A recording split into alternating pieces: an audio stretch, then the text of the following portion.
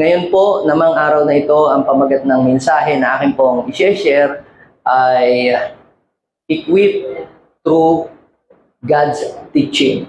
Sabihin mo nga sa iyong katabi, God wants you to be equipped through His teaching. So, ibig sabihin ay tayo ay hinubog o gusto ng Diyos na tayo hubugin, gusto ng Diyos na tayo ay sanayin sa pamamagitan ng kanyang mga aral o sa pamamagitan ng kanyang pong mga salita. Ipinapadala natin sa mga school yung ating mga anak para po sila ay matuto. At hindi po ninyo ipinapadala ang inyong mga anak sa kung saan school lamang.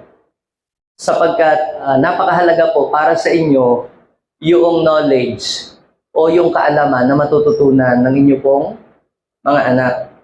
Hindi lang kayo basta tumitingin sa kung anong school, kundi ano yung outcome noong mga anak po ninyo kapag pumasok siya sa school na yon ay nagiging magaling o nagiging mahusay siya. Now, gayon din naman, mga kapatid, tayong lahat ay gusto ng Diyos na hubugin, sanayin sa pamamagitan ng kanya pong mga banal na salita o mga banal na aral. Dahil mababago lamang ang buhay ng isang Kristiyano o ng isang tao kapag siya ay na-equip ng salita ng Diyos. Pwedeng tayo ay dumadalo linggo-linggo sa church o uma-attend ng walang absent. But unless na ikaw ay ma-equip ng salita ng Diyos, walang mababago at walang maaayos sa buhay mo.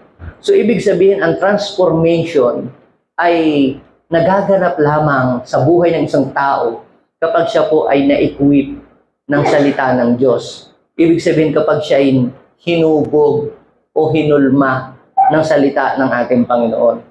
So, matapos tayong makakilala kay Lord, matapos tayong alagaan, hindi po tayo dapat huminto doon. Kinakailangan po tayo lumago sa pagkilala at sa kaalaman at karunungan mula sa ating Panginoon. At yun ay mangyayari lamang kapag tayo ay naturuan ng salita ng Diyos. Sabihin mo nga sa iyong katabi, ayaw ni Lord na ikaw ay hanggang attendee lang sa church na ito. Gusto ng Lord malayo ang marating mo sa buhay. Gusto ng Lord na mag-level up ka sa iyong knowledge, sa iyong karunungan, at maggabit ka effectively and mightily for the glory of God. Basahin po natin ang sinabi po ng Bible sa aklat po ng Psalms, chapter 32, verse 8 and 9. Ang sabi po ng Panginoon dyan, aking ituturo ang iyong daraanan. Ako ang sa iyo ay magbibigay payo, kita'y tuturuan. Sabihin mo nga sa iyong katabi, gusto ni Lord, matuto ka. Kaya kanya tinuturuan eh. Huwag kang tumulad sa iyong kabayo o sa iyong mola na para tumigil ay kailangan pang hatakin ang renda. Diyan sa passage na yan, mga kapatid, makikita natin na si Lord, ang hangarin niya para sa kanyang mga hinirang ay matuto at mapabuti ang buhay. Kaya sinabi niya dito, aking ituturo ang iyong daraanan. Ako ang magbibigay sa iyo ng payo at ikaw ay aking tuturuan. Ibig sabihin, gusto ng Diyos na ikaw at ako ay matuto, lumago, at umunlad ang ating kaalaman. Kaya lamang, mangyayari lang yung paglago at pag-unlad ng karunungan natin at kaalaman kapag tayo ay teachable o handang matuto or willing.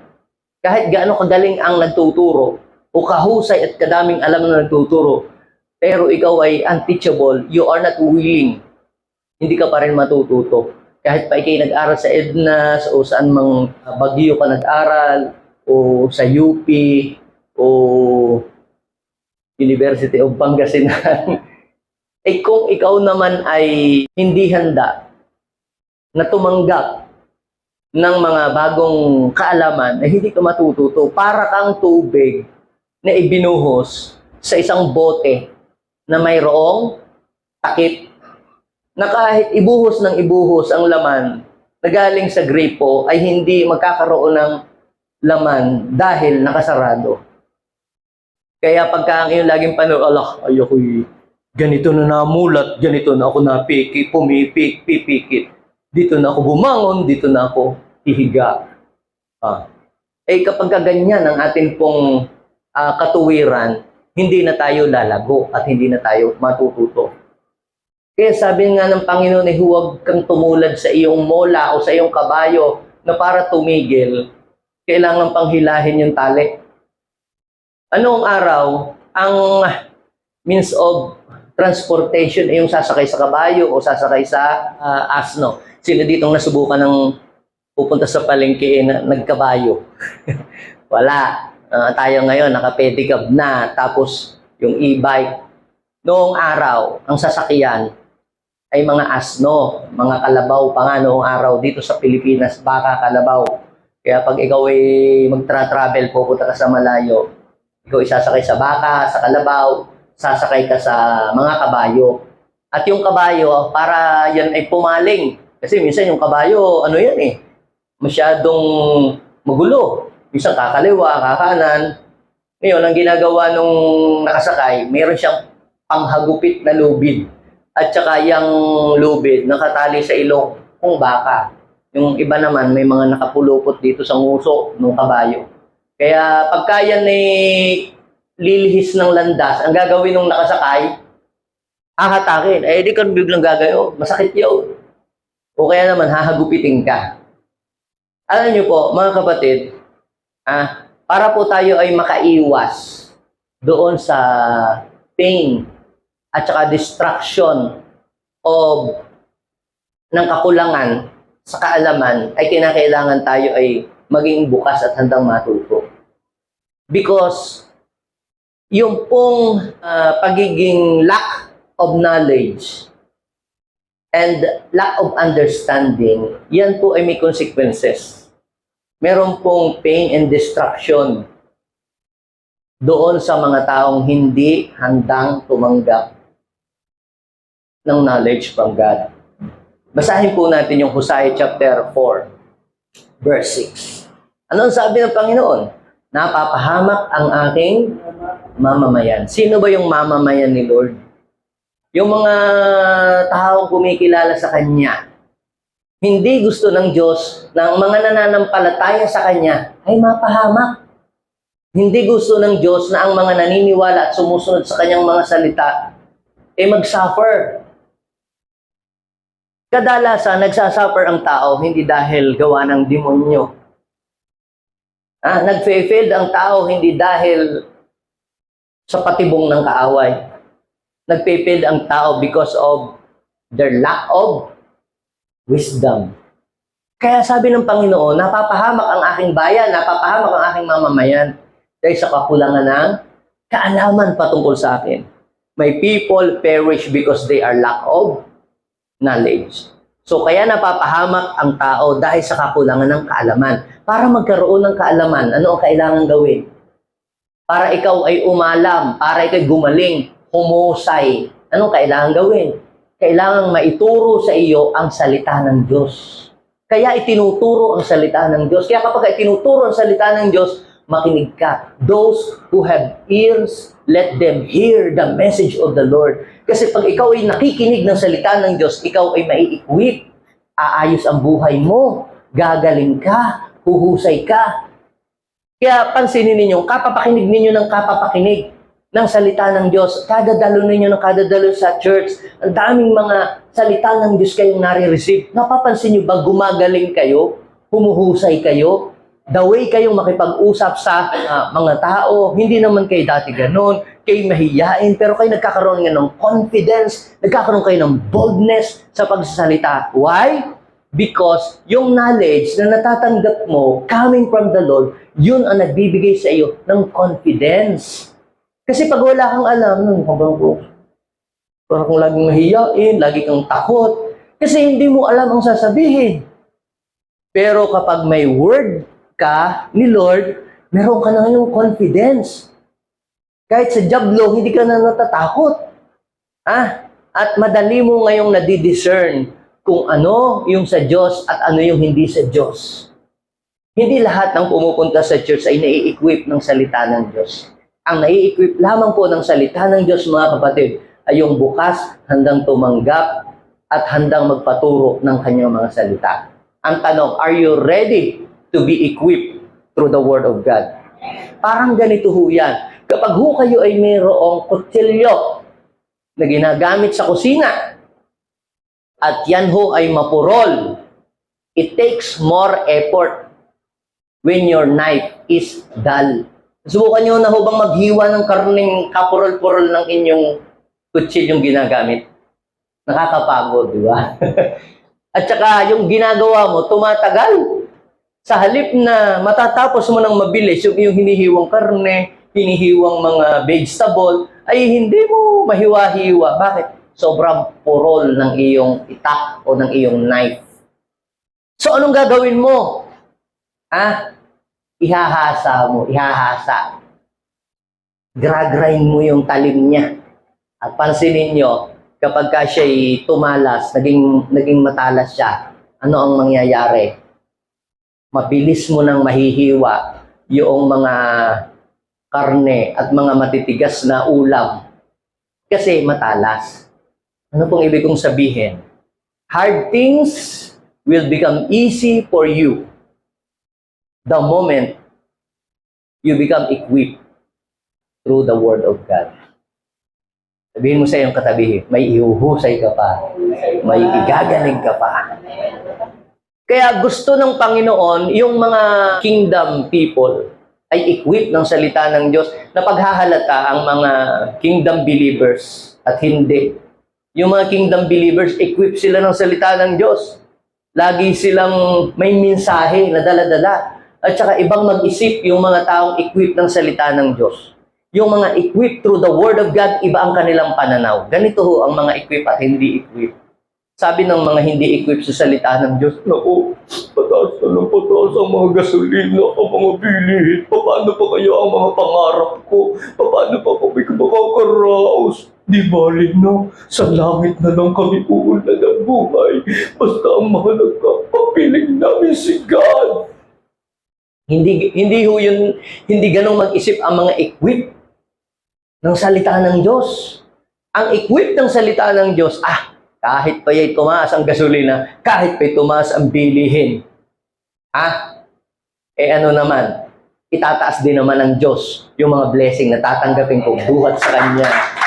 God is with me and He is my source and He will never leave me nor forsake me and He will supply everything I need. Ba't mo nasasabi yun? Ba't mo nababanggit yung mga words, verses na yan? Because you are equipped by the Word of God. If you are not equipped, puro negative na lang ang nalabas sa iyong bibig. Puro na lamang pagdurusa. Puro na lamang pagreklamo. Puro na lang pagtatampo. Because you are not equipped. Pero natin ka sa church. Kasi puro drama na lang ang iyong napapanood. Equip ka ng drama, kaya ang buhay mo puro madrama. Ganyan-ganyan yung napanood ko. Ganyan-ganyan sa pelikula. Equip ka ng pelikula. Pero pag sabi, nako, yung crisis, nabasa ko sa Bible Nung panahon ng crisis, si Isaac dun pinayaman ng Lord. Hallelujah. Ibig sabihin niya, you are equipped by the Word of God. Nakuha niyo po? Dahil lahat ng nangyayari sa buhay mo, lagi kang mayroong isinasampal na verse sa kaaway. Because you are equipped by the Word of God. Sino dito gusto niyang maging equipped ng salita ng Diyos? Ang equipped ng salita ng Diyos ay hindi takot pagka mayroong mga nangyayaring mga dilubyo o problema. Now, God is willing to teach those who are willing to receive His teaching. Yan ang unang bagay na dapat ninyong maintindihan. God is willing to teach those who are willing to receive His teaching. Ang tanong is, are you willing to receive His teachings? O hindi. Ito, kinagisnan namin ito. Ito ang paniniwala namin noon pa, mga nununo namin, ang mga magulang namin. Ito na ang paniniwala namin. Ganito na kaming mamamatay. You are not willing to receive God's teaching. Paano kung yung mga ginagawa at kinagisnan mo, hindi pala yun ang kalooban ng Diyos? contradict doon sa salita mismo at sa kalooban ng Diyos, papalo ka na. Sabi po sa aklat ng Psalms 25 verse 8 and 9, mabuti at matuwid po kayo, sinasabi niya si Lord, kaya tinuturuan ninyo ng inyong pamamaraan ang mga makakasalanan. Sino sa atin dito ang hindi makasalanan? Lahat tayo makasalanan. Pero bakit pabawas ng pabawas at paliit ng paliit ng paliit ang iyong kasalanan habang tumatagal na pagwawagyan mo ng kasalanan? Because of the teachings that you have received every time na isineshare ang salita. Uy, mali pala yun. Uy, hindi pala yung tama. Uy, hindi pala ganun ang will ni Lord. Kaya mapapansin mo, yung kasalanan mo noon sobrang dami. Pero nung kadadala mo ng kadadalot, nakakarinig ka sa salita, babawasan ng kasalanan mo hanggang sa totally, ubus na yung kasalanan mo. Puro katuwiran na ang iyong mga nagagawa sa buhay. Sabi po doon sa verse 9, pinapatnubayan nyo ang mga mapagpakumbaba. So yung mga taong mapagpakumbaba, they are willing to learn. Handa silang tumanggap, ako'y kulang pa. Kailangan ko pang matuto. I have to hear that. Kailangan kong malaman yan. Kailangan kong malaman ang katotohanan para ako'y makalaya. Because the Bible says, you will know the truth and the truth will set you free. Yun ang sabi. Tinuturuan niya yun daw po, mga mapagpakumbaba. Ang sabi ng Psalms 25 verse 8 and 9. Sila'y tinuturuan ng iyong pamamaraan. Iba ang pamamaraan ng mga taong kumikilala sa Diyos at hindi kumikilala sa Diyos sa pagharap sa problema at sa mga kahirapan. Yung mga hindi equipped ng mga salita ng Diyos pag dumaan sa kahirapan. Yan ang gagawin yung mga mang-i-scam, pambubudol, mandudukot, magnanakaw, at sasabihin, mahirap lang kasi ang buhay. Kakatuwin, mahirap lang kasi ang buhay namin. Kaya ganyan ang aking ginagawa, kahit na illegal. Katuwiran yun ng hindi equip ng salita ng Diyos. Ayun namang equip ng salita ng Diyos ay ito. Ang ginagawa po niyan, yung salita ng Diyos na kanyang tinanggap, ina-apply niya sa kanyang buhay. Ina-apply. Hindi niya yun binabaliwala. So, ang isa pong taong equip ng salita ng Diyos ay namumuhay ng ayos. Sabihin mo sa iyong katabi, ang isang taong equip ng salita ng Diyos ay namumuhay ng ayos. Sa gitna ng mga taong hindi kumikilala sa Diyos, ipinapakita pa rin niya kung ano ang mabuti at tama. And aside from that, God is willing to teach those who are eager to learn, are hungry for learnings. Pag sinabing eager, you are hungry.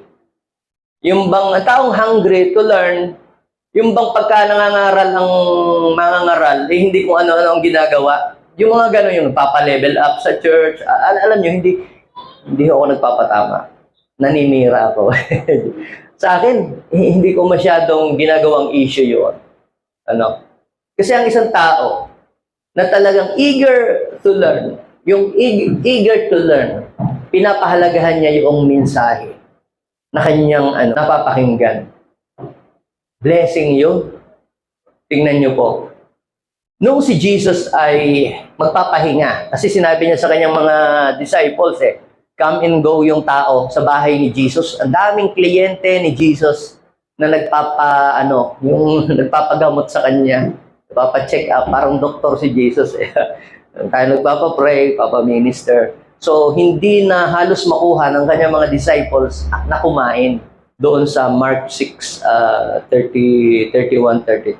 So, sabi ni Jesus, let's go to the solitary place and take some rest. Pagdating doon, nagbangka sila, nagbangka. Sabi sa Mark chapter 6 verse 34, pagdating daw po doon, pagbaba ni Jesus sa bangka, ano ang nangyari?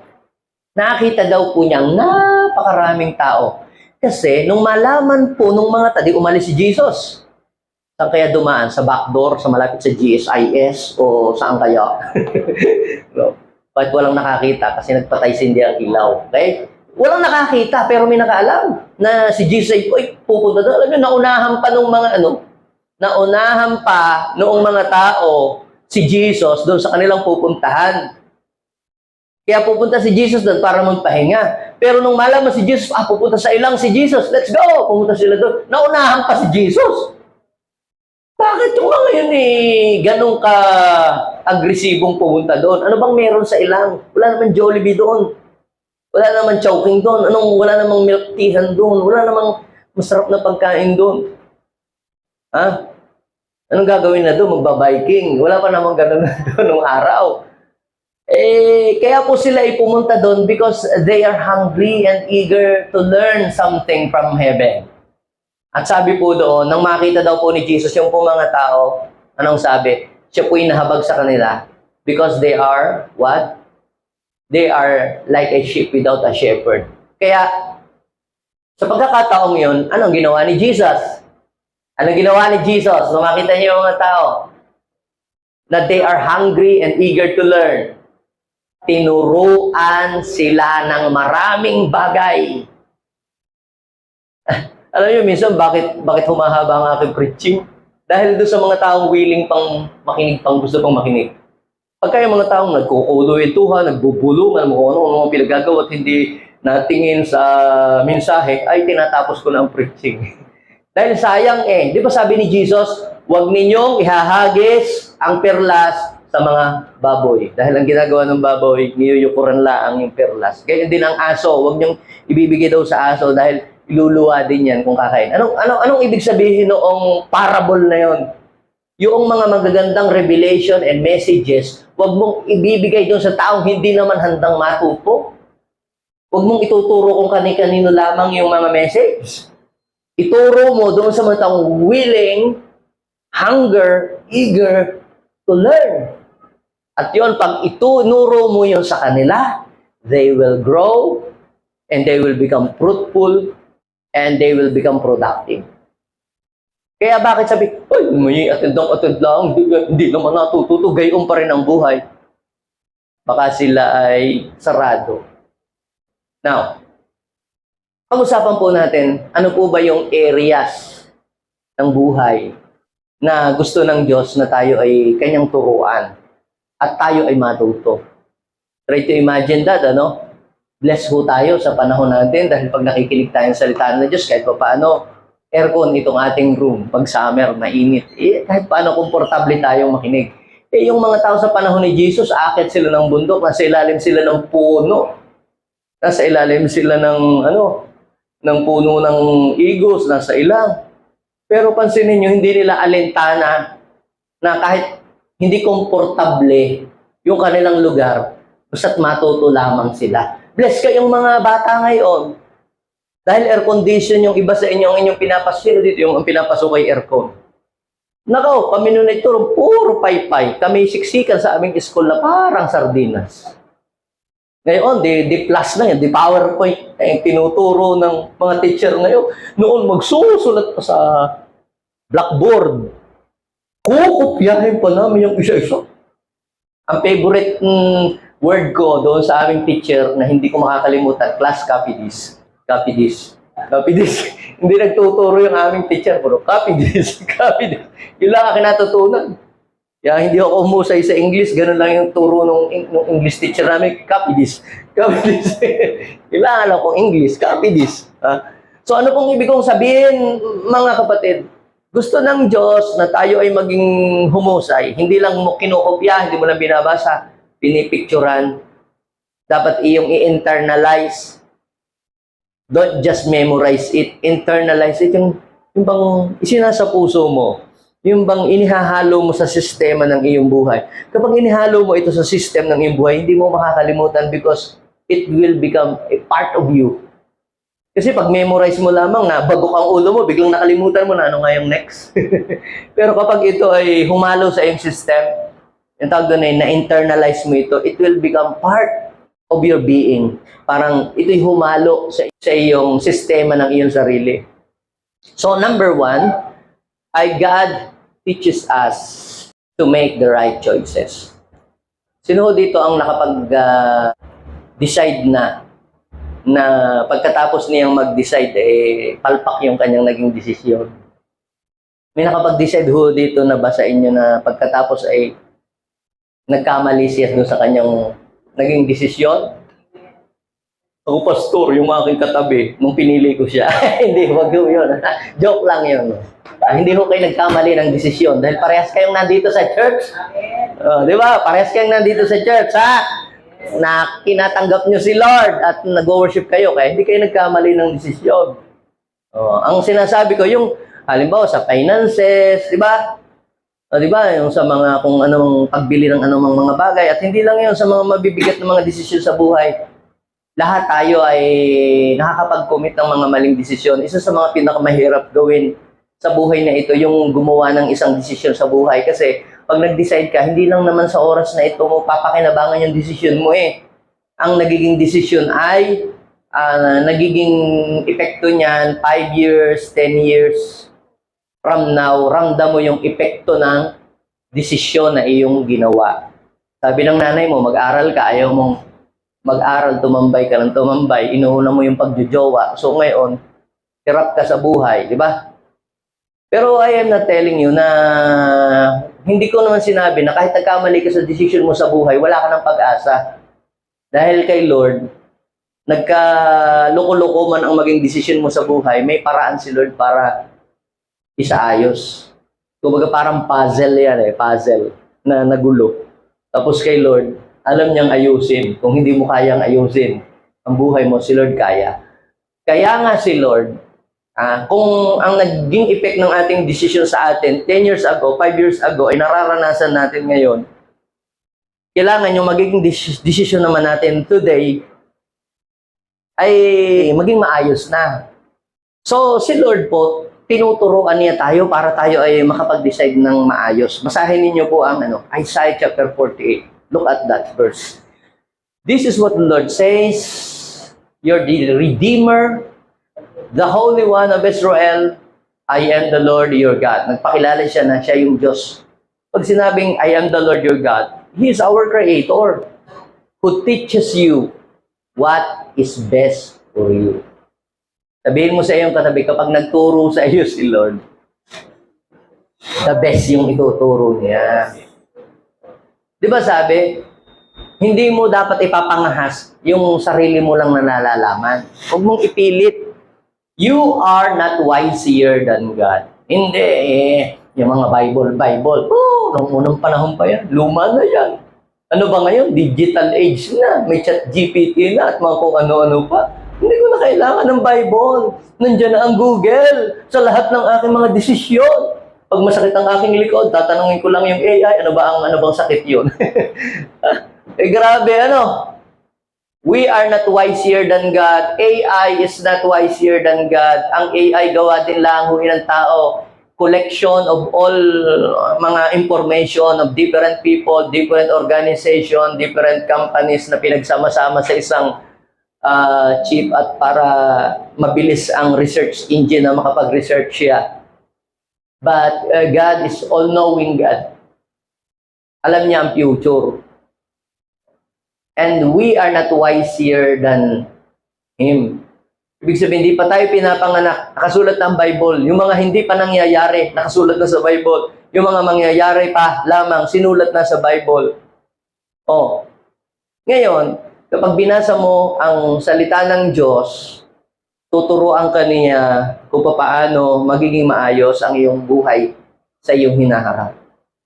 Pansinin niyo yung Isaiah 48 verse 17. Ang atin daw pong Diyos, He teaches us, you and I, what is best for you. Pero bagaman at si Lord yung nagtuturo sa atin sa paggawa ng desisyon, pero binigyan pa rin niya tayo ng pagkakataon na pumili. At kung mag-failed ka, hindi kasalanan ng Diyos yon. Pinili mo lang yon. Kasi tingnan niyo po si Lord pag nagbibigay, hindi siya one-sided Hindi niya pinupwersa ikaw sa gusto niya.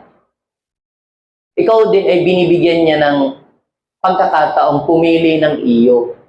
Tingnan niyo, hindi tayo ginawa ng Lord na robot.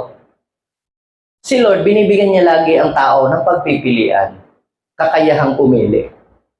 We have a freedom to choose. Ang problema nga lang, Yes, malaya kang gawin ang gawin mo, pero hindi lahat ng kalayaan mo na gawin ay nakakabuti para sa iyo.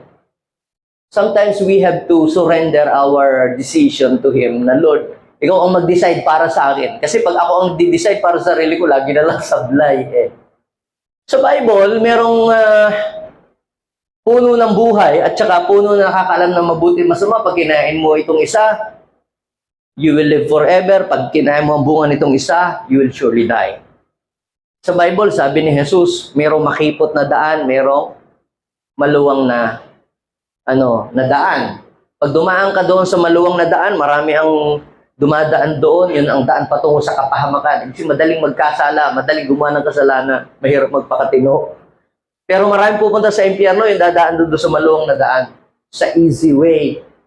Pero laging pinipili ng tao yung doon sa maalwan, doon sa walang sakripisyo, doon sa walang discipline. At doon sa makipot na pintuan, walang dumadaan doon. Sabi po sa aklat ng Deuteronomy chapter 30, verse 15 and 16. Ano ang sabi ng Lord? Binibigyan daw po tayo ng Panginoon ng pagpipilian sa buhay. Pansinin niyo, laging may pagpipilian. Laging may pagpipilian.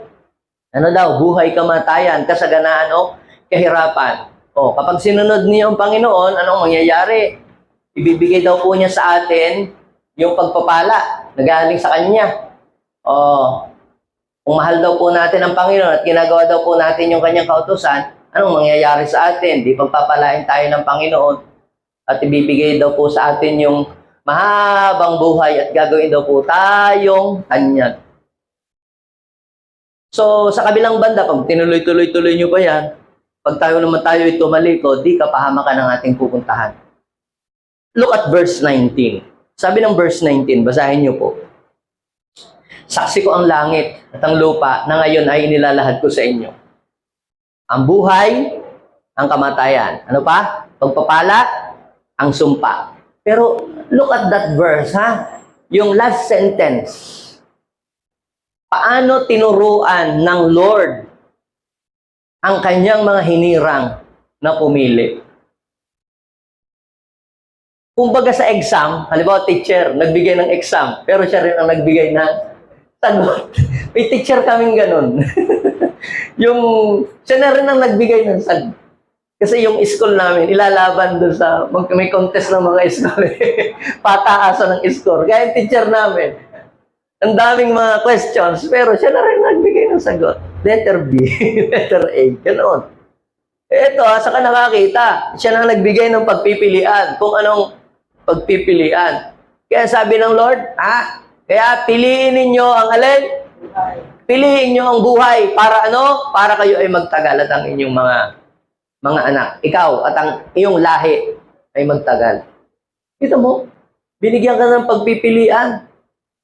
Hirap ka kung alin ang pipiliin, pero si Lord, sinabi na sa iyo.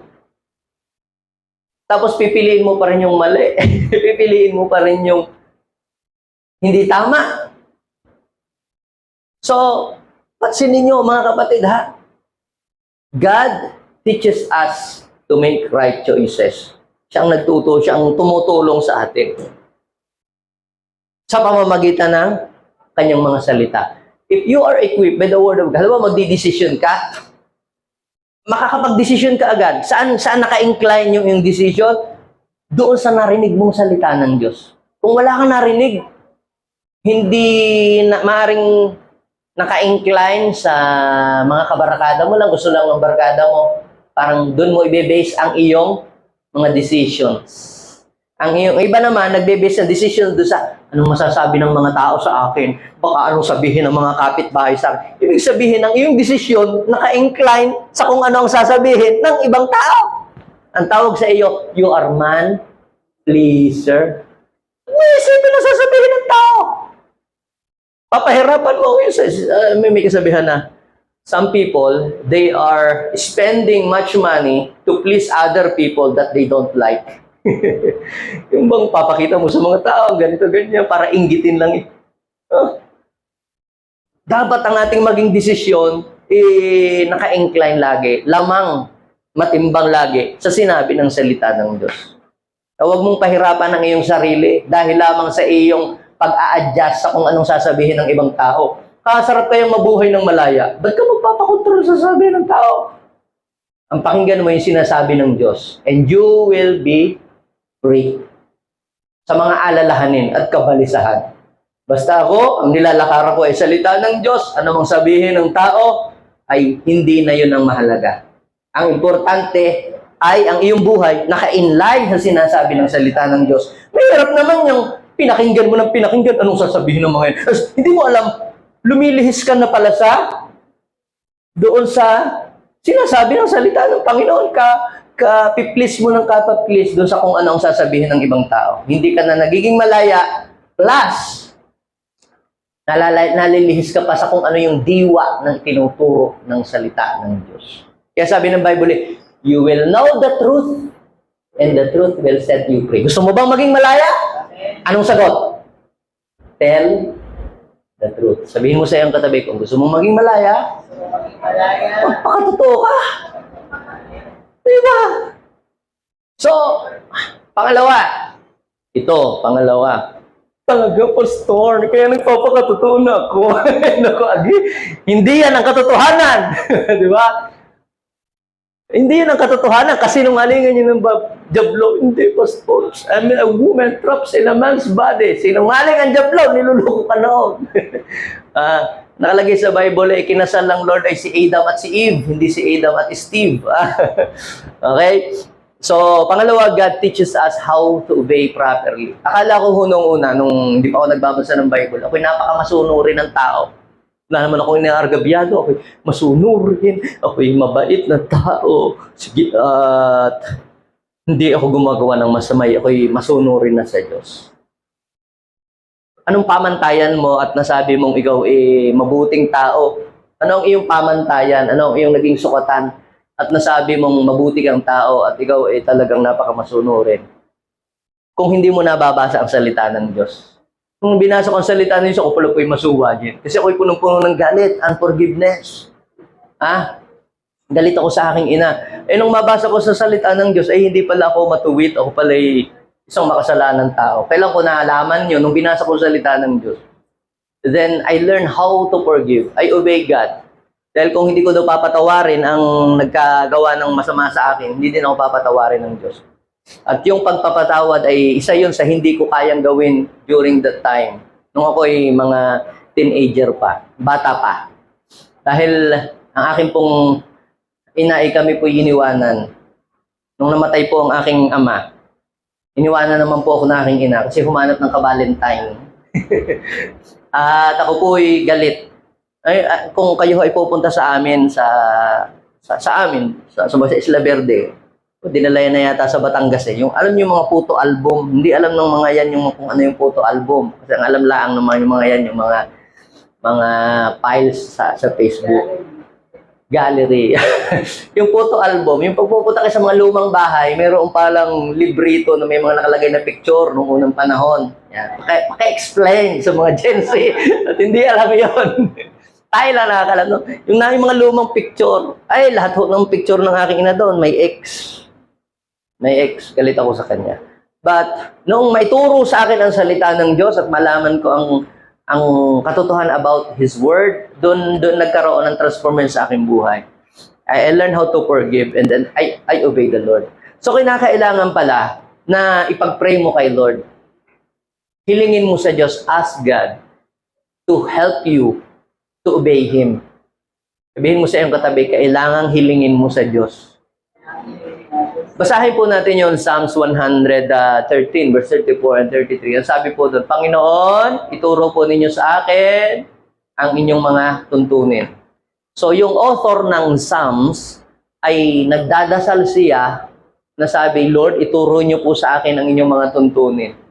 Dahil para umayos ang ating buhay, kinakailangan lumakad tayo sa tuntunin ng ating Diyos. Ang tuntunin ng Diyos, ang batas ng Diyos ay perfect. The law of God is not like a Philippine law. Sa Pilipinas, napaka-contradict ng mga batas-batas. Ano ba yung mga batas na gayaan? no? Mga bawal ang mga naguhubad. Mga ganun.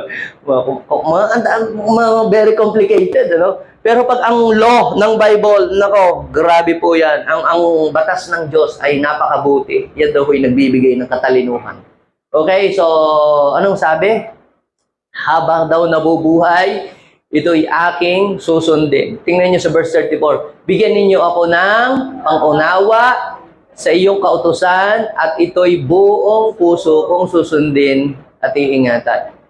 So, kailangan mo palang i-pray yun. At pag ikaw ay nananalangin, ibibigay sa iyo ng Diyos kung ano yung mensahe para sa iyo na iyong lalakaran.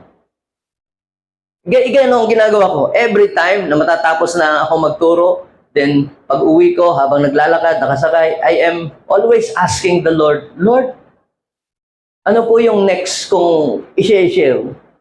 Tatanong ko agad naman, Lord, give me a message, give me a word. Hindi ko kinuha ito sa ChatGPT. Dahil kung kinuha ko sa ChatGPT ang mensahe, babasahin ko sa inyo ang mensahe. Hindi ako sa inyo titingin. Saan ako titingin? Sa aking notes. Pero this message is coming from God na inilagay sa aking puso. That's why I can share this to you from my heart. Na ibabahagi ko ito sa inyo. Dahil yun ay mensaheng inilagay ng Lord sa aking puso. So, kinakailangan ko lang hilingin sa Diyos. Bigyan ka ng mensahe. Pwede mo nang tanongin si Lord kahit naglalakad ka lang, nakasakay ka sa tricycle, pwede mo kausapin si Lord. Hindi lang naman kailangan dapat lagi kang nakaluhod 24 hours a day, 7 days a week. Hindi, pwedeng kahit nagdadrive ka. Kahit pupunta ka sa palengke, kinakausap mo si Lord at the back of your mind, Lord, tulungan niyo po ako, igad niyo po ako sa murang bilihin. Kahit nga ako nagluluto, nagpe-pray pa rin ako. Talaga, Pastor, grabe ka rin. No, pinagpe-pray ko, huwag maubos yung gasol. Kaya bang parang, gawin mong normal ang prayer ng Lord. I pray na, kaysa mag-isip ka ng malaswa at mag-isip ka ng masama, di, kausapin mo na lang, Lord, bubuti pa ang buhay mo. Okay, so, yun ang una. Pangalawa po ay kinakailangan nating sundin yung mga salita ng Diyos na itinuturo sa atin. Look at Matthew chapter 28, verse 20. Diba, sabi ng Panginoon, Go, therefore, and make disciples of all nations, baptizing them in the name of the Father, Son, the Holy Spirit, teaching them to obey what I have commanded you to do. Sabi doon, turuan ninyo silang sumunod. Saan? Sa lahat. Hindi sa ilan, doon sa iba, yung iba lang ha. Piliin nyo lang kung ano yung mga gusto ninyo dong sundin ha. Yung hindi nyo gusto, okay, huwag na yon. Yun lang kung ano lang yung gusto ninyo. Hindi eh. Sabi, turuan ninyo sila saan? Na sumunod saan? Sa lahat. Ibig sabihin, lahat ng iniuutos ng Diyos na yon, mabuti yon, makakabuti yon para sa iyo, hindi makakasama para sa iyo. So, tandaan ninyo, ako'y palagi ninyong kasama hanggang sa katapusan ng mundo. Look at that. Kapag ang salita ng Diyos ay nasa sa puso mo, yung itinuro na salita ng Diyos ay nasa iyong puso at ginawa mo yon, kasama mo ang Diyos, nasa iyo ang Panginoon. Kasamahan ka niya. At para masunod natin, pangatlo ito, para masunod natin yung kanyang salita, kailangan nating bulayin ito sa ating isip. Pag sinabing bulay, mineditate. Ang meditate, alam nyo po yung pagkain, halimbawa parang ganito yan. Subukan nyo kumain ng madaling pagkain. Nagmamadali kayo kasi malilate na kayo sa office. Hindi mo nang inunguya hayos yung karne eh. Hindi mo nalasahan yung pagkain. Pero subukan yung kumain ng yung hindi kayo nagmamadali. Yan. Talagang inunguya yung magi. Lasang-lasa ninyo yung pagkain. No? Adobo ba ito? Pati yung mga ginamit na flavoring, alam mo, mabetching. Masyadong malat. Pati yun pero nung nagmamadali ka, hindi mo nalalang may asin ba? Hindi, sakto nagmamadali. Pero pag hindi ka nagmamadali, meron itong may nakalagay na siya, yung flavoring, na nasasabi mo pa mo kung ano. Kasi nalalasahan mo habang inunguya mo, di ba? Yung meditate, para kang kambing na patapos mong kainin yung maraming pagkain, inunguya mo, tapos na yung pagkain mo, tapos na, naubos na lahat yung damo, pero habang nakaupo, nagmumunguya pa din yung kambing. Napansin nyo ba yun? Ang tawag doon, meditation. Ganun ho yung illustration ng meditation. Tapos mo nang basahin, nabasa mo na. nabasa mo na yung isang chapter, nabasa mo na yung story, tapos sa iyong mind, iniisip-isip mo yun, nakakabuo ka ng magandang mensahe mula doon sa kanyang mga salita. Kasi maraming nagpa-pop up na mga mensahe mula doon sa kanyang mga salita. Ang tawag doon, meditation. Ang sabi ng Joshua chapter 1 verse 8, huwag daw pong kalilimutan. Yun daw pong basahin alin? Ang mga kautusan. Yung Bible. Ngayon, hindi mo na po pwedeng sabihin ng walang Bible. Pwede ka nang mag-download. So, sabi po doon ay pagbulay-bulayan. Sa English, meditate on the Word of God. Para ano daw? Para daw po malaman kung paano daw po matutupad ng mabuti lahat ng nakasulat doon. So, kinakailangan pa lang i-meditate, hindi i-memorize eh. Okay din yung i-memorize, pero yung meditation, ini-internalize mo siya. Okay? Kung gagawin mo daw yon, ano ang mangyayari sa iyong buhay? Magiging maunlad. Sino dito gustong maging maunlad ang iyong buhay? So, ibig sabihin pala, yung salita ng Diyos, hindi lang yung basta binasa mo, parang pampaantok. Hindi ako makatulog, magbasa ako ng Bible. Hindi lang para doon siya. Ginawa mong sleeping pills yung Bible para makatulog ka lang, magbabasa ka. Hindi eh. Para daw masunod mo, at kapag sinunod mo yon, uunlad ang iyong buhay at ikaw daw ay magiging successful. Uunlad ka at magtatagumpay. Saan? Sa lahat ng iyong gagawin. Kaya sabihin mo sa iyong katabi, gusto ng Lord, maging matagumpay ang buhay mo, kaya ini-equip ka niya ng kanyang mga salita. Kaya ang salita ng Diyos, hindi lang pang loob ng church ito. Ito'y magagamit mo kung negosyante, ikaw ay pahinante, o ikaw man ay ahente, o ikaw man ay estudyante, o pasyente. Yan, mag-quote ka ng verse kung kayang kagagaling. So, lahat yan, bagay sa lahat ng sitwasyon ng buhay ng tao. Ano mang katayuan mo sa buhay, bata ka man o matanda, bagay yan sa iyong sitwasyon.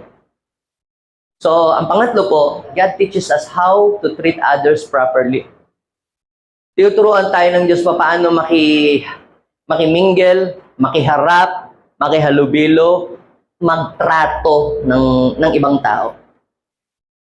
Ibang mag-treat, ibang magtrato ng kapwa-tao ang mga taga-mundo at saka yung mga taga-langit. Yung totoong taga-langit ha, hindi yung nakisali lang. May sinabi po ang Bible. Ito, yung ano rin siya, dito kinuha yung golden rule. Yung sinabi sa Matthew chapter 7 verse 12, yung gawin ninyo sa inyong kapwa ang gusto ninyong gawin nila sa inyo.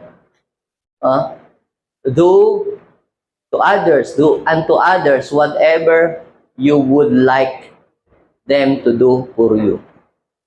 Gawin mo sa iyong kapwa kung ano yung gusto mo na gawin ng iyong kapwa sa iyo.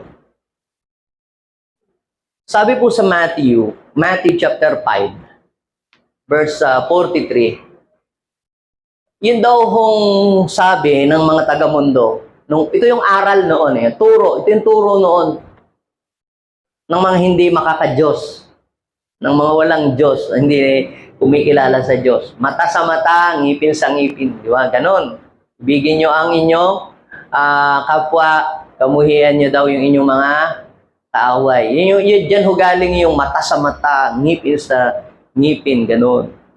Pangil sa pangil. Pero, ano yung tinuturo naman? Ito yung tinuturo naman ni Lord.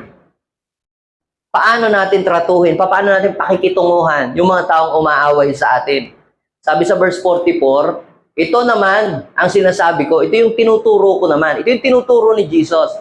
Ibigin nyo inyong mga kaaway at ipanalangin ninyo yung daw pong mga umuusig sa inyo. How to treat others well. Instead, na ikaw ay awayin mo sila at sugurin mo, pag-pray mo na lang, hindi ka pa magkakasala. Tinuro yun, turo, aral yun ng ating Panginoon. Pero, pag yung laging ikang susugurin mo ng susugurin, mukhang hindi ka na-equip ng salita ng Diyos, mukhang hindi mo narinig yung turo ni Jesus. Para daw po tayo ay maging maging tunay na mga anak ng Diyos na nasa sumasalangit. Kita nyo, ang mga talagang totoong papasok sa langit, yung mga loving people at yung mga tao marunong magpatawad. Kasi, sinabi po dyan sa passage na yan na ang Diyos daw po ay mabuti at dapat natin siyang tularin. Siya ay mabuti sa lahat ng mga taong masasama. Sa mga taong hindi marunong tumanaw ng utang na loob, siya ay mabuti. Mabuti pa rin. So kahit pala doon sa mga taong hindi marunong tumanggap ng kanilang mga obligasyon o hindi marunong mag-appreciate. Ginawan mo ng mabuti tapos parang sinungitan ka lang.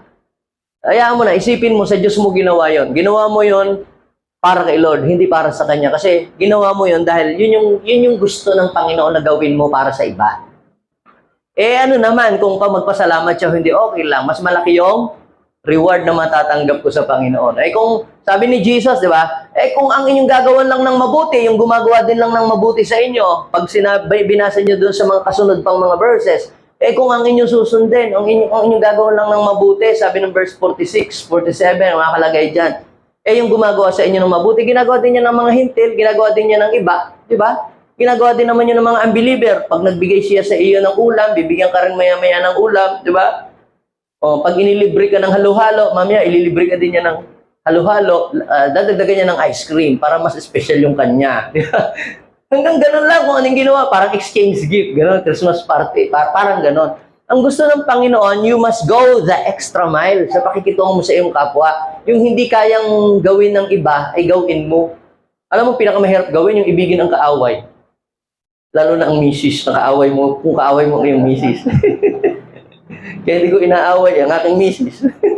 Okay, sabi po doon, at kung mga kapatid daw lamang ninyo, ang inyo daw pong binabati, sino lang babatiin mo? Yung pwede mong utangan. Hindi ganun. Sabi ay, ano pa daw ang mabuti na nagawa ninyo sa iba? Kung ang gagawin nyo lang na mabuti, yung gumagawa nilang sa inyo na mabuti. Kaya sabi ng Panginoon, maging ganap kayo gaya ng inyong Ama na sa langit. Dahil ang ating Ama sa langit, siya ay, kahit hindi ka mabuti sa Kanya, siya ay mabuti pa rin sa iyo. Palapakan natin si Lord. Kahit minsan, hindi mo siya inaalala, pero ikaw lagi kang inaalala ni God. Sabi, yun ang gayahin natin. Para ikaw ay maging kawangis niya. Ibig sabihin, tagalangit nga ito. So yung mga taong hindi equipped ng salita ng Diyos, pag may nakaaway, Facebook agad, tulpo na yan. Pero pagka ang isang tao equipped ng salita ng Diyos, teka muna, may nabasa ako sa Bible na ipaubaya na lang daw natin sa Panginoon. Saan ko nga ba nabasa yun? Yung sabi doon sa sa Roma chapter 12 verse 19 to 20, ano bang nakalagay doon? Anong sabi?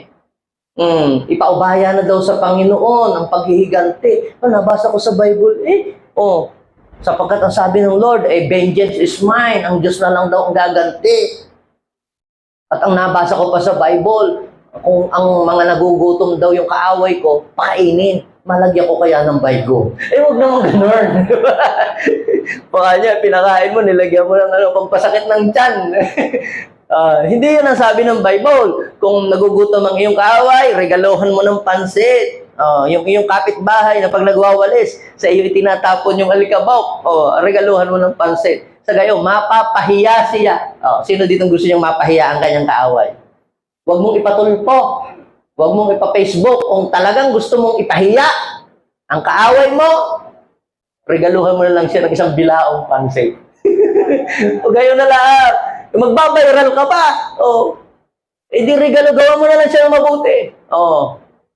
Sabi po doon, sa gayon daw, siya daw ay mapapahiya. Para mo siyang nilagyan ng apoy, nilagyan ng baga sa ulo niya. Siya ang sunog. Hindi ikaw. Sunog siya sa kanyang ginawa. Pero ikaw, parang naging ininsulto mo siya. Pero ginawa mo yun, hindi para insultuhin siya, ginawa mo yun dahil yun yung gusto ng Panginoon na gawin. Pagtrato mo sa ibang tao. So if you are equipped by the Word of God, hindi ka na yung laging pagka may nakaaway, pini-Facebook mo kapitbahay, tapos wala namang palang Facebook yung kapitbahay mo, pinisbook mo pa. lugi ka. Kaya bababa ang tingin tuloy sa iyo ng ng mga tao. Ginigage ka nila. Ito pala naman taong ito'y walang pasensya. Daling mainis. Oh, taga JA1 yun dapat tayo ma-equip. Ang isang equip ng salita ng Diyos, i-messenger nyo na lang. Sa kanya na lang i-direct ang sabihin. Huwag nyo nang idamay kami. Amen? Tayo may kanya-kanya mga pasanin sa buhay. Inubusan ka lang naman pa ng pang-ulam, ba't i-Facebook mo pa? Dinirect mo na lang sana para sa susunod, hindi ka na niya uubusan. Tapos dinirekta mo na, sa susunod naman, magtira ka naman ng uulamin ko. O ganun na lamang. Sabihin mo na lamang kung ikaw ay merong kang sa isang tao, ba't mo pa i-Facebook mo nakikita sa buong mundo? Tapos yung pala namang iyong pinatatamaan, walang Facebook. Hindi na-solve ang problema mo. Sabihin mo na lang sa kanya. Yun, para maayos yung iyong mga problema. Yun ang turo ng Lord.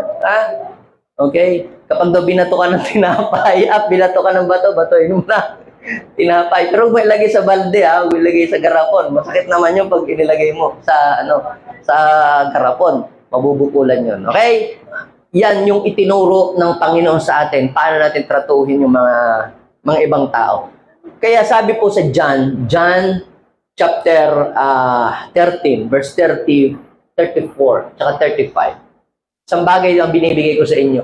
Sabi ni Lord, mag-ibigan kayo. Kung paano ko kayong iniibig, gayon din naman, mag-ibigan kayo. Ano ang purpose ni Lord? Sa verse 35, sabi, kung kayo'y mag-iibigan, makikilala ng lahat na kayo'y mga alagad ko. Ang palatandaan na ang JA1 people, JA1 family, ay sinasamahan talaga ng Diyos at nandito ang Diyos. Hindi tayo nagsisiraan, hindi tayo nag-aawayan, hindi tayo nagbabagsakan, naghihilahan. Tayo, inuunawa natin yung mga taong nagkakamali dito, ini-encourage natin ang mga nahihina, at tinutulungan natin sila na ma-restore. Amen? Dahil lahat naman tayo nagkakamali din.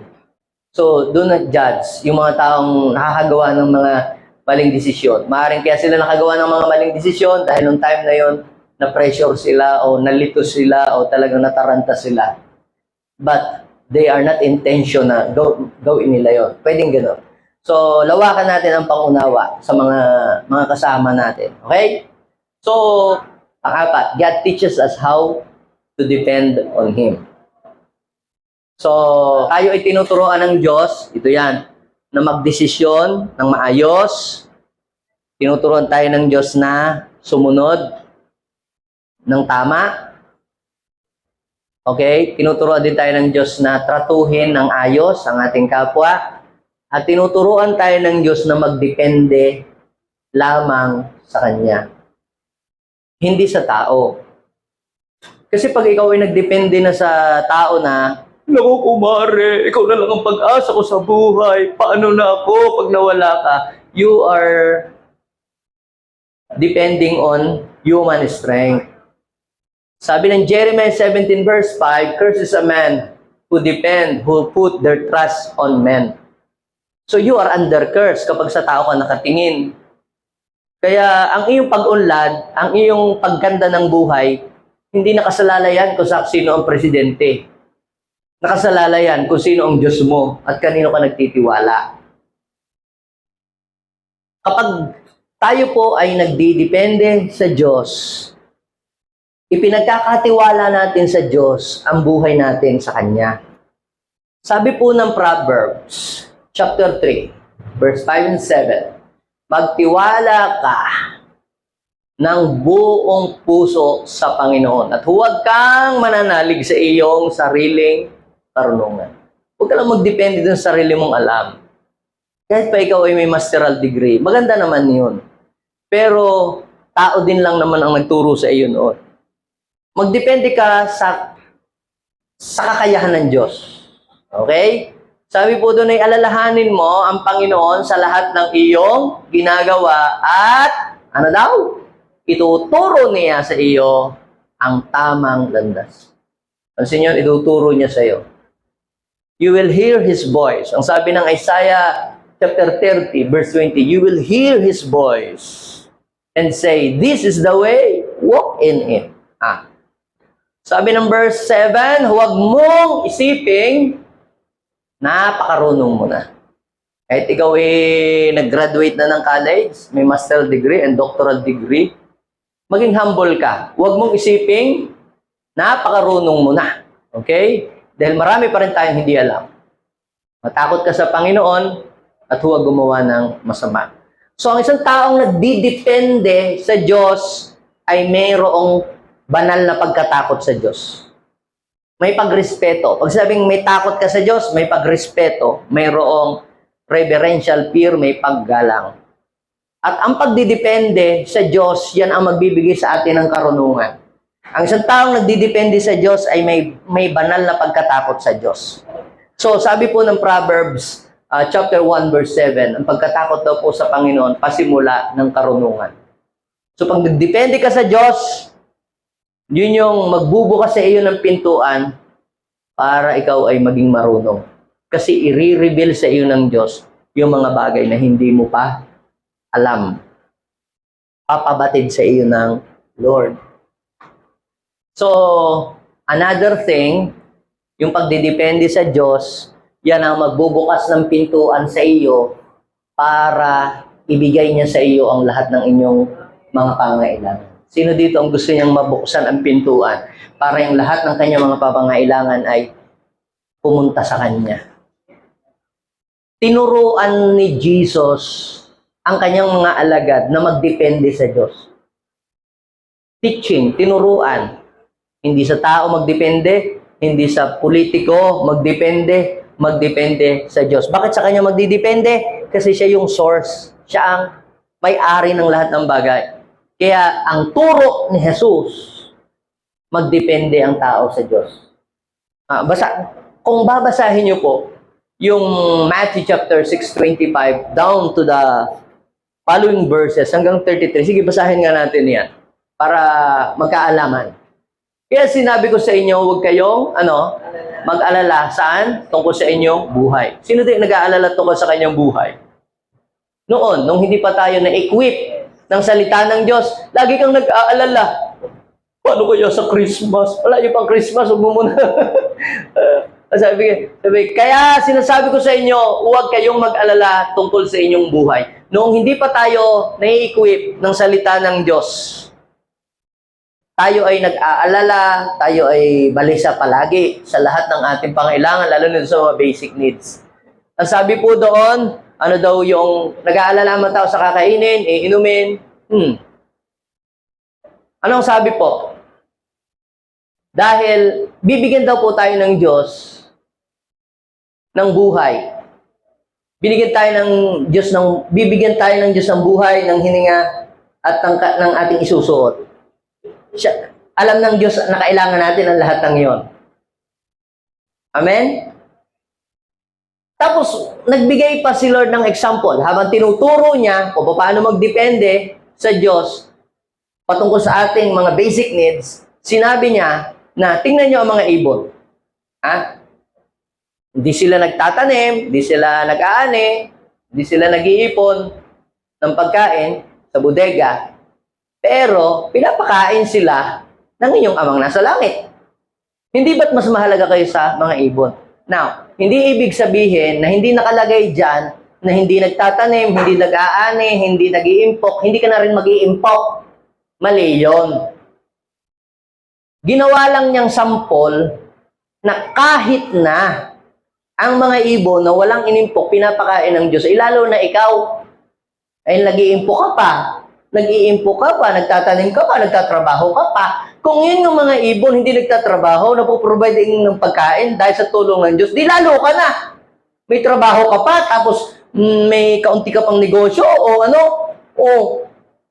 di lalo nang dapat hindi ka mabalisa at matakot. Amen? Bakit ikaw takot? So, tinuturo ng Panginoon na ikaw ay magdepende.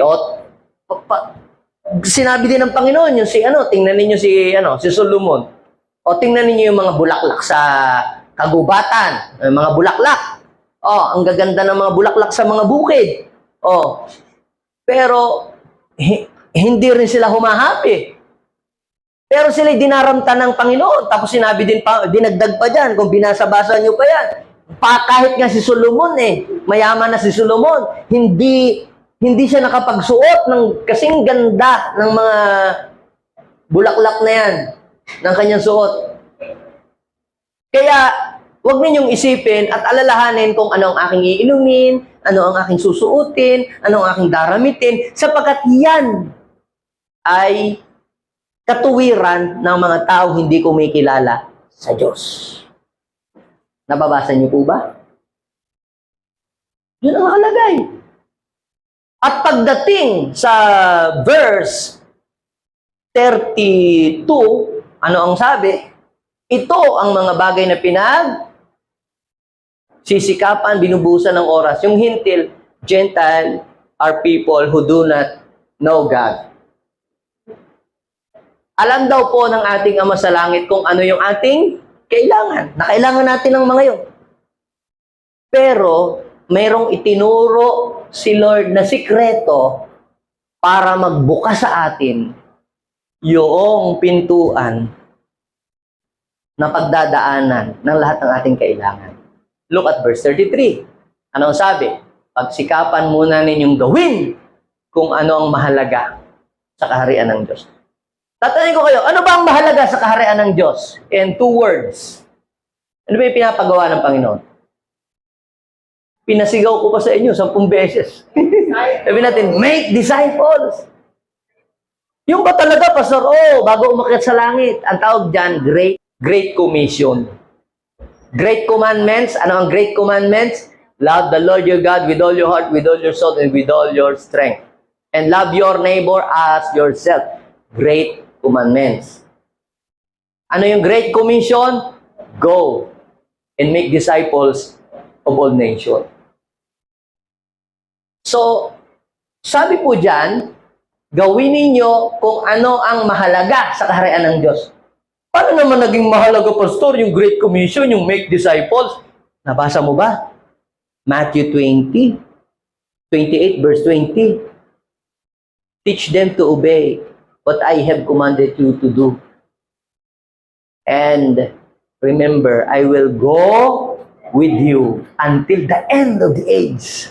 Grabe, kasama mo ang Diyos. Kapag ikaw ay nag-aakay ng mga tao, dinadala mo yung mga tao sa Panginoon, yung mga tao tinuturuan mo para mapalapit sa Diyos, ang tawag doon, make disciple. Sa simpleng explanation, ano ba ang make disciple? Inaakay mo yung mga tao, kinukuha mo sa kadiliman, dinadala mo sila sa Panginoon, at tinuturuan mo sila na sundin ang kalooban ng Diyos at gawin ang nais ng Diyos na gawin nila. Ang tawag dyan, make disciple. At ang sabi ng Diyos, remember, I am with you always to the end of the age. Balik tayo dun sa Matthew chapter 6:33. Bilang pangwakas, gawin ninyo ang pinakamahalaga sa kaharian ng Diyos at sundin ang kanyang kalooban, teaching them to obey what I have commanded you to do. At lahat, sabihin natin, lahat ng pangangailangan ninyo ay ipagkakaloob niya sa inyo. Sabihin natin, lahat. Yung pambayad mo sa utang, pambili mo ng sasakyan, pambili mo ng bahay, pang-tuition ng anak mo, pampuhunan sa negosyo, pang-aral, sabihin natin, lahat ay kayang ibigay sa iyo ng Diyos. Amen? Palapakan ko na. Pero merong pinapagawa ang Lord sa iyo. Gawin mo kung ano yung mahalaga sa kaharian ng Diyos. At pag ginawa mo yung mahalaga sa kaharian ng Diyos, sasamahan ka niya. Alam nyo, nagbakasyon ho dito yung aking ina. Punta kami sa Baguio, punta kami saan, kasama yung mga bata. Pag ako i-order na kung ano diyan. Tinitingnan, di ako doon sa order na nakatingin. Doon ako nakatingin sa... kami na magbabayad. Kasama ko pala sila. Sila pala magbabayad. Kain lang kami ng kain. Pasok kami doon sa mga kung saan. Sila nagbabayad. Kasi kasama ko sila eh. Siguro kung hindi ko kasama yung aking ina, Ako lahat ang magbabayad ng aming mga kinain. Ay dahil kasama ko sila, silang nagbayad para sa akin. Do you get the point? Ba't ito sinabi yun? Pag kasama mo ang Diyos, siya ang bahala sa iyo. Amen? Alapakan natin si Lord. Magpasalamat tayo. Father, thank you so much sa iyong kabutihan. Salamat po dahil kami patuloy mong ini-equip sa pamamagitan ng iyong mga banal na salita. At ang iyong mga salita ang nagtuturo sa amin paano kami mabuhay ng tama sa mundong ito at paano kami maging kalugod-lugod sa inyo at paano kami makakalakad ng matagumpay sa mundong ito. Lord, thank you so much, oh God, because today you equip us to the Word of God. You equip us once again. You equip us, Lord. Paano namin harapin ang mga pagsubok. Thank you so much, oh God, because you equip us, Lord, how to treat other people correctly and properly. Kaya mo, Lord, na mag-pop up sa isip namin ang mga salitang yan na aming narinig ngayon kapag kailangan namin ang salitang yon. Naka-stack lang yan sa puso at sa isip namin. At yan ay mag-pop up yan kapag yan ay kailangan na namin gamitin. Bless your people today. Ang mga JA1 people, they will become a good people. Magiging mga mabubuti silang tao. Magiging silang mga magagandang pakitunguhan. Magiging maganda silang makihalubilo sa ibang tao because they are equipped by the Word of God. They are equipped through His Word. At hayaan mo, Lord, na mga salita na aming narinig ngayon ay hindi ito mawawala sa aming mga alaala. Paalala mo ito sa amin lagi para makalakad kami ng tama at maayos sa mundong ito. Let us pray. Lagyan natin ating kamay sa ating puso, sabihin natin, Panginoong Jesus, maraming salamat po sa iyong mga banal na salita na patuloy na humuhubog sa amin para kami maging katulad ni Kristo. Maraming salamat po. Use us, Lord, for your glory. In Jesus' name, Amen. Ako lang po magpe-pray para sa inyo. Bless your people today at hayaan mo po, Panginoon, na bawat taong dumalo ngayon ay pagtagumpayin mo ang kanilang buhay sa kanilang mga layunin at samahan niyo po sila saan man sila pumunta. In Jesus' name, Amen and Amen.